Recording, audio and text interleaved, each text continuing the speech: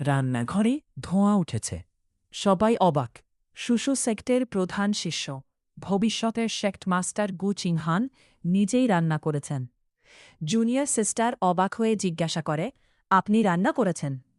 গু চিংহান শান্তভাবে বলেন, আজ সকাল থেকে তোমার ৩ বেলার খাবারের দায়িত্ব আমার। তোমার হাত অস্ত্র ধরার জন্য, রান্নাঘরের কাজ করার জন্য নয়। কিন্তু হঠাৎ পরিস্থিতি বদলে যায়।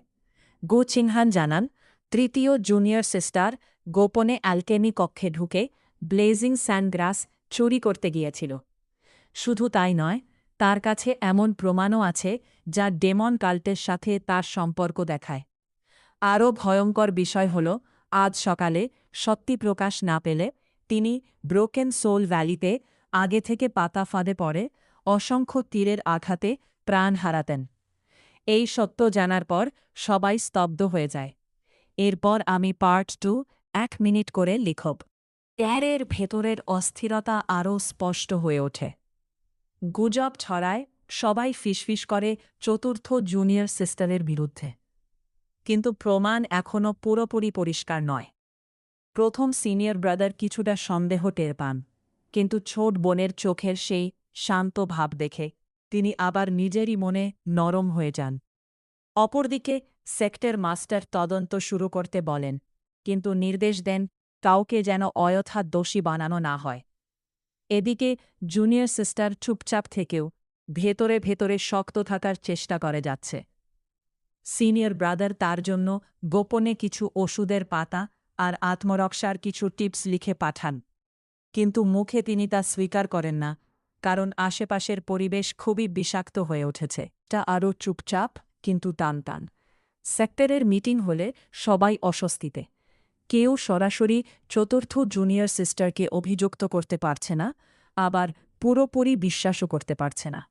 সেক্টের মাস্টার সবাইকে শান্ত থাকার আদেশ দেন, কিন্তু ভেতরে ভেতরে অবিশ্বাসের বীজ অনেক গভীরে গেঁথে গেছে। সিনিয়র ব্রাদার চুপ করে জুনিয়র সিস্টারের পথ পাহারা দেন, কিন্তু প্রকাশ্যে কিছু বলেন না। অন্যদিকে ডেমনিক সেক্টের চুপি চুপি আরও কাছাকাছি আসার প্রস্তুতি নিচ্ছে, আর জুনিয়র সিস্টার নিজের ভিতরের কষ্ট চেপে দিনের কাজ করে যান, কিন্তু তার চোখে এখন স্পষ্ট এক ধরনের দৃঢ়তা, যেন সে ভিতরে ভেতরে প্রতিজ্ঞা করেছে, যাই হোক সে আর কারও কথা অন্ধভাবে মেনে নেবে না। বাইরের জগতের বাতাসও ভারী মনে হয়। সেক্টরের বাইরে ছোট শহরের মানুষরাও খবর পেয়ে গেছে। তারা ফিসফিস করে বলে, অমিডেমনিক শক্তির গন্ধ নাকি মিলেছে। শহরের বাজারে কেউ কেউ ভয়ে সেক্টরের খাবার কেনা কমিয়ে দেয়। ব্যবসায়ীরা মুখ কালো করে বলে, এই অশান্তি চলতে থাকলে বাণিজ্য শেষ। আর সেক্টরের ভেতরে সবাই আরও সতর্ক। পাহারা বাড়ানো হয়। কেউ কাউকে ঠিক চোখ তুলে তাকায় না। কিন্তু রাত নামলে ওই সেক্টরের পাহাড়ের গোপন গুহায় ডেমনিক সেক্টরের একজন দূত হাসি চেপে বলে, এই দেয়াল যত শক্ত মনে হচ্ছে, ভিতর থেকে ততটাই ভঙ্গুর। পরের ধাক্কা যে আরও বড় হবে সেটা এখনই টের পাওয়া যাচ্ছে। সেক্ট মাস্টারের নির্দেশে তদন্ত আরও গভীরিয়ায়। প্রথম দ্বিতীয় সিনিয়র ব্রাদার সবাই মিলে কোল্ড স্প্রিং কেভের আশেপাশে খোঁজ চালায়। যেখানে আগে শুধু সন্দেহে ছিল, সেখানে এবার তারা পুরনো কিছু চিহ্ন খুঁজে পায়, যা ডেমনিক শক্তির উপস্থিতির দিকে ইঙ্গিত করে। কিন্তু প্রমাণগুলো স্মৃতি মনে পড়লে তার চোখে এক ফোঁটা জল জমে। সে মনে মনে ভাবে, আমি কি সত্যিই ভুল মানুষদের বিশ্বাস করেছিলাম? এদিকে সিনিয়র ব্রাদার দূর থেকে তাকে নির্বে লক্ষ্য করেন, কিন্তু সবার সামনে দুর্বলতা দেখাতে পারেন না। সেক্টের মাস্টার পরিস্থিতি সামলানোর চেষ্টা করলেও তার কণ্ঠে আগের মতো দৃঢ়তা আর শোনা যায় না। এদিকে ডেমনিক সেক্টের ধীরে ধীরে তাদের পরবর্তী চাল সাজাচ্ছে। আর এই সব কিছুর মাঝখানে দাঁড়িয়ে জুনিয়র সিস্টার এবার আর চুপ করে থাকার সিদ্ধান্তে নেই। সে ঠিক করে, সত্যিটা যতই কঠিন হোক, সেবার নিজের অবস্থান পরিষ্কার করে বলবে। এভাবেই ধীরে ধীরে বড় সংঘাতের ভূমি প্রস্তুত হয়। সেক্টের ভেতরের বাতাস আরও ভারী হয়ে আছে। কোল্ড স্প্রিং কেভের তদন্ত শেষ হওয়ার পর বাইরের জুনিয়র শিষ্যরাও গুজব থামাতে পারছে না। সবাই একটু একটু করে চতুর্থ জুনিয়র সিস্টারের দিকে তাক বদলাচ্ছে। কেউ খোলাখুলি কিছু বলছে না, কিন্তু ফিসফিসানি থামছেও না। চতুর্থ জুনিয়র সিস্টার চুপচাপ আনিনায় বসে থাকে। তার হাতে চা কাপ, কিন্তু মনে অশান্ত। সে আস্তে বলে, আমি কি সত্যি কিছু ভুল করেছি? সিনিয়র ব্রাদার দূর থেকে দেখে, কিন্তু এগিয়ে আসে না। সে জানে দুর্বলতা দেখানোর সময় এটা নয়। সেক্টর মাস্টারও শান্ত মুখে থাকলেও তার চোখে চিন্তার ছাপ। বাইরের ডেমনিক সেক্টরের লোকেরা নীরবে হাসে। তারা জানে ভেতরের দ্বন্দ্ব বাইরের আক্রমণের চেয়েও বেশি বিপজ্জনক। আর এই ফাঁকে চতুর্থ জুনিয়র সিস্টার ঠিক করে ফেলে সে নিজের পথ নিজেই খুঁজে নেবে। কারও করুণায় নয়, নিজের দক্ষতায়। তদন্ত চলে থাকায় ধীরে ধীরে কেভের ভেতরের দেয়াল থেকে লুকানো চিহ্ন বের হতে থাকে। প্রথম সিনিয়র ব্রাদার ধৈর্যের সাথে প্রতিটি কোণা পরীক্ষা করে যাচ্ছেন।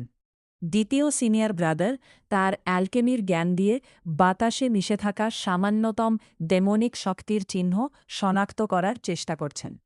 চতুর্থ জুনিয়র সিস্টার দূরে দাঁড়িয়ে দেখছে।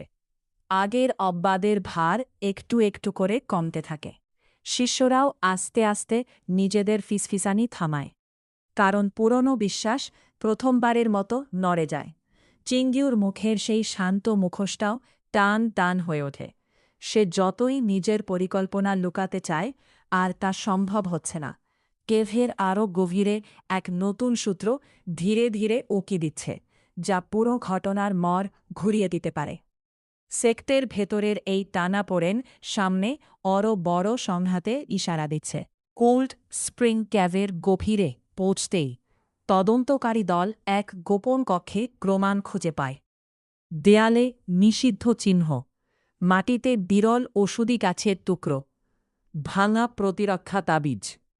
সবকিছু মিলিয়ে সেক্টর মাস্টারের চেহারা কঠিন হয়ে ওঠে। তিনি শান্ত গলায় বলেন, এখন আর অনুমানের দরকার নেই, প্রমাণ সামনেই। প্রথম সিনিয়র ব্রাদার মাথা নিচু করে ভাবেন, সত্যিই তো, একদিন যা সন্দেহ ছিল তা আজ প্রমাণের রূপ নিয়েছে। আর এই প্রমাণ থার্ড জুনিয়র সিস্টারের বহুদিনের লুকানো পরিকল্পনাকেও উন্মোচন করে। চতুর্থ জুনিয়র সিস্টার নিঃশব্দে দাঁড়িয়ে সব দেখছিল। সে বুঝতে পারে এই লড়াই আর শুধু গুঞ্জন বা সন্দেহের নয়, এটা সত্যে ও বিশ্বাসঘাতকতার লড়াই। এবং সবাই জানে এবার পিছিয়ে যাওয়ার কোনো উপায় নেই। Sect master cold spring cave থেকে উদ্ধার হওয়া প্রমাণ পুরো সেক্টে তীব্র আলোড়ন তোলে। আগে যারা থার্ড জুনিয়র সিস্টারের কথায় চোখ বুজে বিশ্বাস করত, তাদের সেই বিশ্বাস এখন প্রশ্নের মুখে। সেক্ট মাস্টার একের পর এক প্রমাণ পরীক্ষা করতে কঠোর নির্দেশ দেন।